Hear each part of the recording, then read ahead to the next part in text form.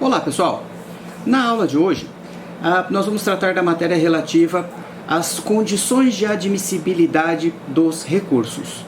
Ou seja, galera, são condições para que o meu recurso ele possa ser efetivamente processado por um tribunal, ou muitas vezes pelo próprio juiz ali, como é o caso do recurso de embargo de declaração. O termo condições de admissibilidade, alguns autores aí apontam até com um certo equívoco esse termo de condições, quando deveria constar aí requisitos. Tá? Então nós vamos falar aí de condições como no sentido aí de que sejam requisitos recursais. Lembrando que o que nós vamos tratar agora vale para todo tipo de recurso. Todos os recursos previstos têm aí esses requisitos ou essas condições de admissibilidade. Um dos melhores autores nessa área, o professor José Carlos Barbosa Moreira, tem livros aí extraordinários. Olha só, essas condições ou esses requisitos de admissibilidade de um recurso, eles serão verificados antes do mérito do recurso. Então, antes de saber se você realmente tem razão ou não, se você tem direito ou não no seu recurso, nós vamos analisar se você cumpriu esses requisitos. Porque o nosso direito ele é muito protocolar. Né? Então eu tenho uma série de situações que eu devo cumprir, eu tenho trâmites que eu devo obedecer para que o processo se desenrole da maneira correta. Então se você errar, professor, e se eu errar algum desses requisitos de admissibilidade, dependendo do caso, pode ser aí fatal para o seu recurso, ou seja, o seu recurso não vai ser nem lido em relação ao seu mérito. Professor, então quer dizer que o direito adjetivo ele seria melhor, ele suplantaria o direito material? Não estou dizendo isso. Eu só estou dizendo que você precisa cumprir determinados requisitos para que o seu recurso seja conhecido. Se você não cumprir esses requisitos, o seu recurso ele não vai ser julgado no seu mérito. Então vai ficar apenas naqueles requisitos ali e vai ser baixado esse recurso sem sequer ler aquilo que você escreveu em relação a mérito. Então realmente é uma das partes mais importantes e isso se aplica a todo tipo de recurso. Então esses requisitos eles são genéricos, ou seja, eles se aplicam de maneira indiferente a qualquer tipo de recurso que nós vamos trabalhar. Bom, o que mais? Olha só, eu posso dividir esses requisitos em dois, posso colocar duas situações aqui. A primeira são os requisitos intrínsecos e a segunda são os requisitos extrínsecos. Hoje nós vamos trabalhar os requisitos intrínsecos. Professor, o que é requisito intrínseco? O requisito intrínseco são aqueles requisitos, pessoal, aquelas condições relativas à existência do próprio poder de recorrer. Então, essa pessoa que está fazendo esse recurso, ela tem o poder de fazer isso? Então, os requisitos intrínsecos diz respeito a esse poder, essa possibilidade de você recorrer. O primeiro requisito intrínseco é o requisito do cabimento. Eu costumo dizer nas minhas aulas que recurso é igual pecinha de quebra-cabeça. Então você tem um determinado recurso para uma determinada decisão judicial. Lembrando que nem todas as decisões, nem todos os atos judiciais são recorríveis. A exemplo daquilo que está prescrito ali no artigo 1001 do Código de Processo Civil, que ele diz de forma taxativa: dos despachos não cabe recurso. Então, do despacho, pura e simplesmente, você não pode recorrer. Que tipo de despacho? Um despacho simples. O juiz determina, por exemplo, que os autos sigam ao contador para atualizar a conta. Então, não é recorrível. Então, esses despachos são essas situações do dia a dia, no qual o juiz ele não resolve um ponto específico em relação a mérito, ele não se confunde com uma interlocutória e não se confunde com uma sentença onde será verificado aí o próprio mérito da ação. Então o cabimento, eu posso dizer que ele tem a ver com duas situações distintas. Em primeiro lugar, a recorribilidade do ato. O ato judicial, ele é recorrível ou não? Essa é a primeira situação que você tem que analisar. A segunda situação é a propriedade do recurso que você vai interpor. É correto esse recurso? Lembrando que eu tenho um rol taxativo de recursos. E lembrando, o princípio da taxatividade só é recurso aquilo que a lei estabelece como sendo recurso. Se não está escrito na norma como recurso, nominando aquela peça como recurso, ela não é recurso. Então ela pode ser, por exemplo, lá um sucedâneo recursal, pode ser uma ação autônoma de impugnação, como é o caso da ação rescisória, mas não é necessariamente um recurso. Recurso é somente aquilo que consta na norma. Então eu preciso analisar qual é o ato que eu tenho na minha mão para daí saber qual é o tipo de recurso que cabe. Recurso é igual pecinha de quebra-cabeça, então você não tem dois recursos de uma mesma decisão. Exceção à regra, tá? Esse é o princípio da singularidade. Exceção à regra aí para os embargos de declaração, que cabem via de regra em qualquer decisão. Então, de uma apelação, por exemplo, eu posso ter embargos de declaração e eu posso ter uma apelação de uma sentença.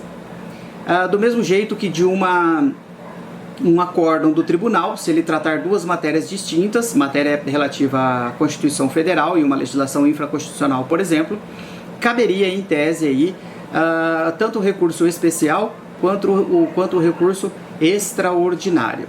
Tranquilo até aqui? Então vamos lá. Eu preciso fazer uma correlação entre o ato decisório que eu tenho e o recurso. O rol do artigo 994, ele é taxativo.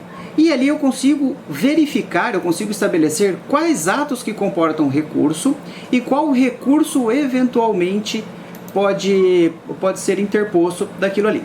Então vamos lá, no artigo daquela decisão. No artigo 994 nós temos lá, são cabíveis os seguintes recursos e eu tenho lá 9 incisos. Então esses são os recursos, ou seja, as pecinhas que eu tenho para trabalhar, as ferramentas que eu tenho para trabalhar. Então se eu pegar um pouquinho mais para frente ali no código, eu vou verificar ali no artigo, vamos ali no artigo 1015. Então ali está descrito o seguinte: cabe agravo de instrumento contra as decisões interlocutórias que versarem, aí a gente tem também um rol ali sobre dos assuntos. Então eu sei que se eu tenho uma decisão interlocutória, o recurso que eu vou atacar essa decisão, se ela não me se eu não aproveitei essa decisão, enfim, se o juiz indeferiu um pedido que eu fiz, o recurso cabível é o recurso de agravo de instrumento. Tá? Por exemplo, uma tutela, você pede uma antecipação ali de uma tutela, seja uma tutela de urgência, por exemplo, o juiz indefere, ele não resolveu o mérito da questão, isso é uma decisão interlocutória, você ataca através de agravo de instrumento. O nosso sistema, pessoal, ele é um sistema muito bem montado, ele é um sistema sofisticado e é muito difícil que você tenha dúvidas em relação a qual recurso que você deve interpor. Tá? Então o primeiro elemento que a gente estudou aí, a gente pode comparar aí como a pecinha de quebra-cabeça. Só tem uma peça que vai servir naquela decisão judicial. O segundo requisito que nós vamos estudar é o requisito da legitimidade. Parece muito simples, tá? Mas existem alguns equívocos aí em razão da legitimidade. É a pergunta que você tem que fazer: quem pode recorrer? Isso remete a uma outra pergunta: a quem pertence o direito? Então, se o direito é infringido é relativo a um menor, então vamos falar, por exemplo, em relação a uma pensão. Então, se você pega lá uma criança, ela tem lá 10 anos de idade. Essa criança, ela pode ter o direito? Sim, ela tem o direito à pensão, o direito é dela. Mas em relação à capacidade de ir a juízo, aí já é um outro problema. Como é que o código resolveu isso daí? Olha, supre-se a incapacidade através da representação. Então essa criança, ela vai ser representada em juízo. E vamos colocar aquela questão lá básica de uma criança pedindo uma pensão para o pai, por exemplo. Quem vai representá-la em juízo é a mãe. Então uma petição ficaria como? A criança, você faz a qualificação dela, neste ato representada por, e aí você faz a qualificação da mãe, da genitora da criança. Por quê? Porque ela tem o direito, mas ela não tem a capacidade processual de estar ali em juízo pleiteando o seu direito sozinha, sem uma representação.